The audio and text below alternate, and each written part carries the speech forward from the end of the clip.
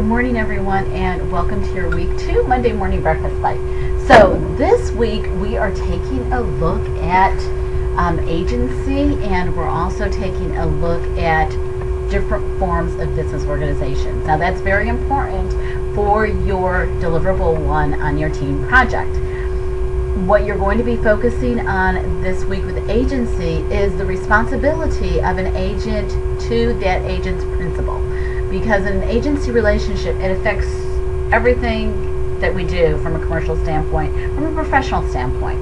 I'm an agent of St. Pete College because I'm an employee of St. Pete College. Sometimes you're not an employee, sometimes you're an independent contractor.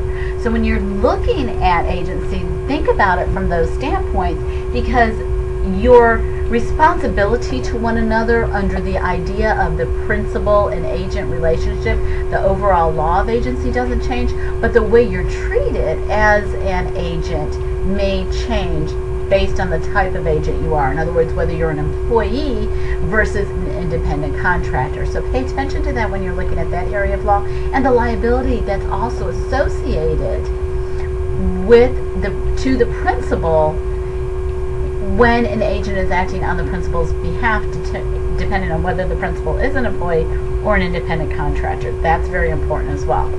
And also, now we look at business formations. There are different types of ways to create a business. You can have a partnership, you can be a sole proprietor, and that's fine if you're just going to be a very basic, just doing taxes or something simple of that nature. I think that's a great idea to be a sole proprietor. But remember, as a sole proprietor, you're taking on all the risk, even though you're also reaping all the benefits. So keep that in mind. Then there's partnerships. So with partnerships, you are splitting the risk, and you're also splitting the benefits of having that partnership. Partnerships under Florida law have to go through the same process. You have to have a partnership agreement and do all of those things from a legal standpoint. Then there's limited liability companies. Definitely not my favorite form of business entity, especially here in the state of Florida, because you have S corporations. In Florida, S corps are treated in a completely different way, also from a federal standpoint. So there really isn't a need to be a limited liability company, especially here in the state of Florida. And even though it says limited liability, people think that's a great idea to form that way, but it's not the best form, because it doesn't mean you're completely shielded from liability. So think about that and be aware of that when you're looking at different forms of entities. Corporations, your strongest form and your greatest protection. When you form a corporation, you're forming it completely, just like you do in the other situations, you're forming a separate entity that's considered a separate person under the law. What that does, though, is it creates this shield, this umbrella that shields you from liability as long as you don't breach your fiduciary duty to the company. Because it goes back to that agency area of law, where once you form that corporation or any business, you are now a spokesperson for that business. You are now an agent for that business.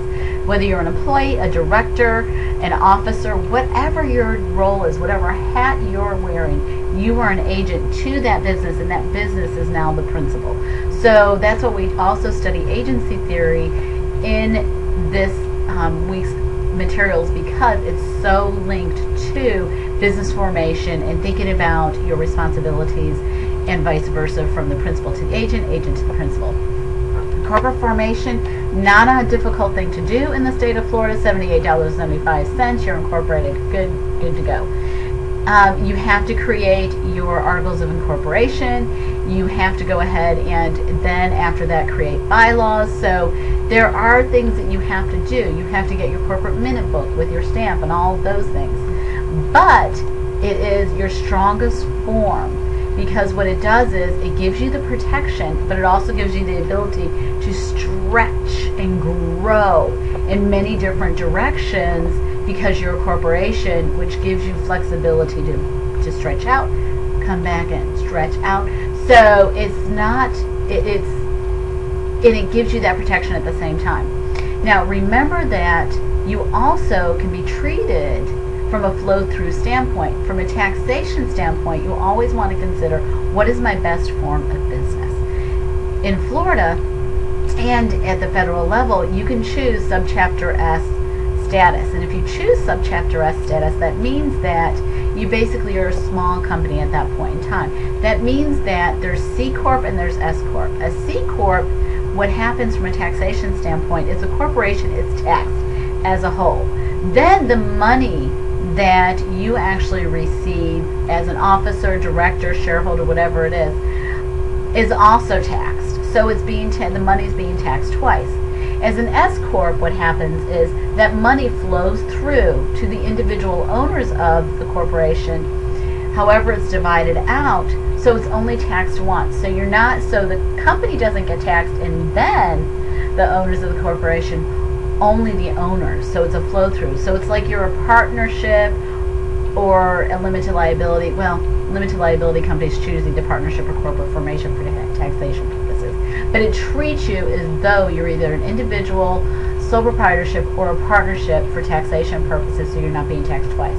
The other good thing about a corporation is you can take shareholder distributions throughout the year, which are taxed at a lower rate than your regular income. You still have to pull an income, but if you're a new corporation, that's a great way to take money and be able to pay yourself without having to pay additional taxation out of those funds. So think about those things when you're looking at the materials this week. And for your assignments this week, you've got the Week 2 media quiz on Chapter 5, so go ahead and take that.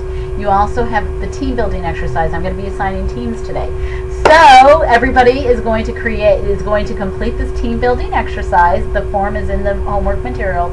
And when you complete that exercise, you're going to be completing as individuals, and then you're going to, through your discussion forum or however you all choose to do so as a team, you're going to go ahead and you are going to get that form to your captain. The captain's going to collate those forms for one submission, and then at the end of one of the forms, the captain is going to state who's going to be responsible for what sections of the deliverable. You all are going to agree on that, and you're going to agree on who's going to be responsible for what as a team, as a whole, but based on your strengths. We all have strengths and weaknesses, so you're going to be focusing on what are our strengths, who's bringing what to the table, and how can that help us to create the best project deliverables that we can to submit.